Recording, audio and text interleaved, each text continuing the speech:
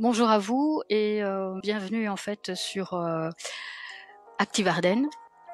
Active Ardennes est un projet que nous avons lancé au mois de mars avec différents partenaires et qui est en fait une mise en réseau d'espaces de coworking sur le territoire du sud de l'Entre-Sambre-et-Meuse, sur le territoire de l'Ardenne Métropole en France. Donc c'est un projet transfrontalier soutenu par le Fonds de développement régional Interreg.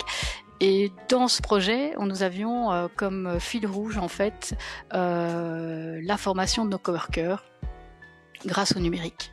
Alors là, on peut dire que nous sommes en plein dedans, puisque à l'heure actuelle, nous sommes beaucoup à être chez nous. Et donc, le web reste une opportunité pour communiquer, pour travailler, pour s'informer, se divertir. Et donc, voilà, nous avons décidé de commencer un peu plus tôt et de se lancer d'ores et déjà dans ces vidéos. Au niveau du télétravail, donc nous avons Nicolas de la ferme qui vous a déjà présenté un outil qui permet d'enregistrer l'écran avec une incrustation de vidéo. C'est ce que j'utilise en fait en ce moment aussi. C'est un autre outil, mais voilà, c'est le même principe. Vous avez également Marty qui a présenté un outil du même type, OBS Studio. Et moi aujourd'hui, c'est pas de cela que je vais vous parler. Je vais en fait vous parler d'un outil de vidéoconférence. Un outil de vidéoconférence. Pourquoi ?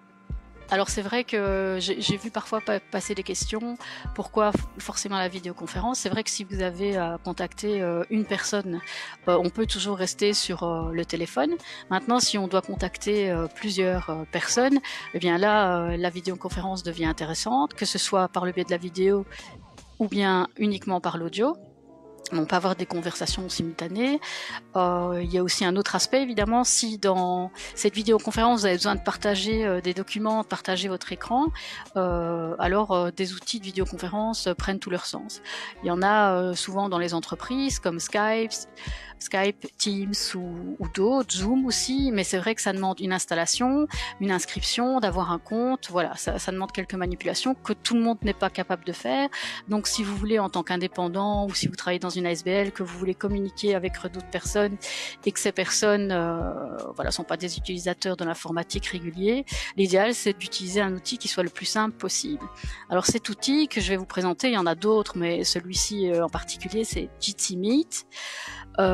C'est un outil en fait qui est open source, qui est gratuit, qui est crypté, donc ça veut dire qu'il y a confidentialité de conversation. Et l'avantage évidemment, c'est que c'est un outil pour lequel il ne faut pas d'inscription, il ne faut pas d'installation. On va sur son navigateur et on commence sa vidéoconférence.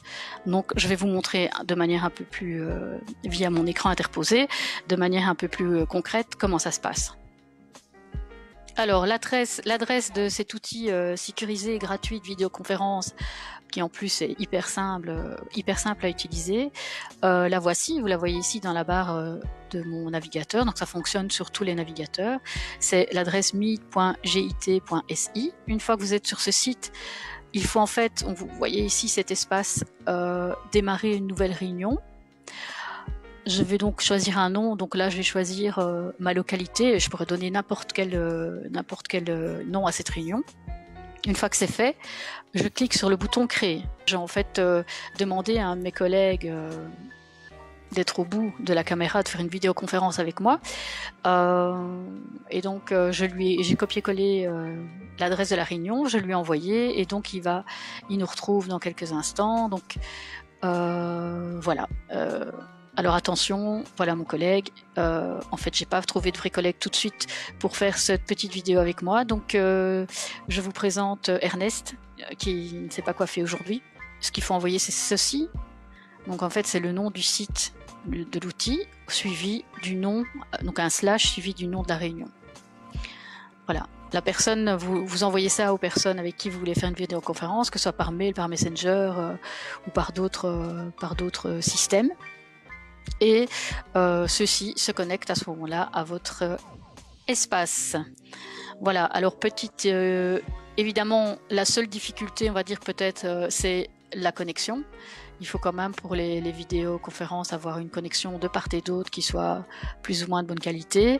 Il faut savoir aussi que les personnes auront certainement un pop-up, donc une une fenêtre qui va s'afficher en leur demandant d'autoriser le micro et d'autoriser la caméra. Donc ils doivent le faire pour pouvoir permettre à cet outil de lancer toutes ces fonctionnalités.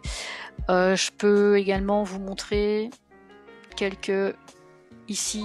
Alors voilà, j'ai testé l'arrière-plan flouté, c'est pas top. Voilà, mais donc ici vous avez toute une série en fait de fonctionnalités. Vous pouvez également enregistrer cette vidéoconférence pour la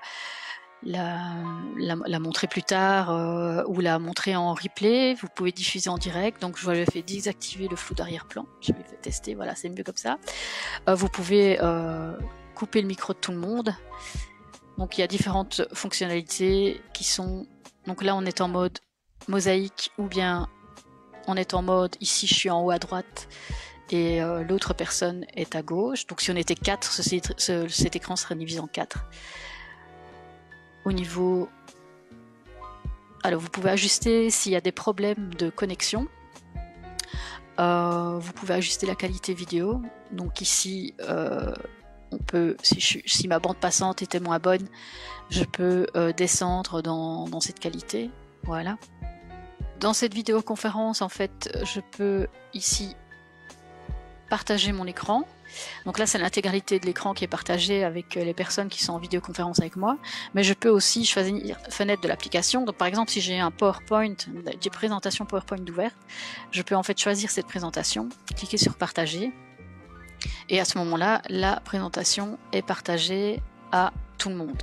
Et puis on peut fermer et on revient. Voilà, il a eu un petit souci. Hop, on va faire un petit refresh, un petit réactualiser et nous voilà de nouveau. Donc ça c'est pour le partage d'écran. On peut aussi partager un onglet Chrome.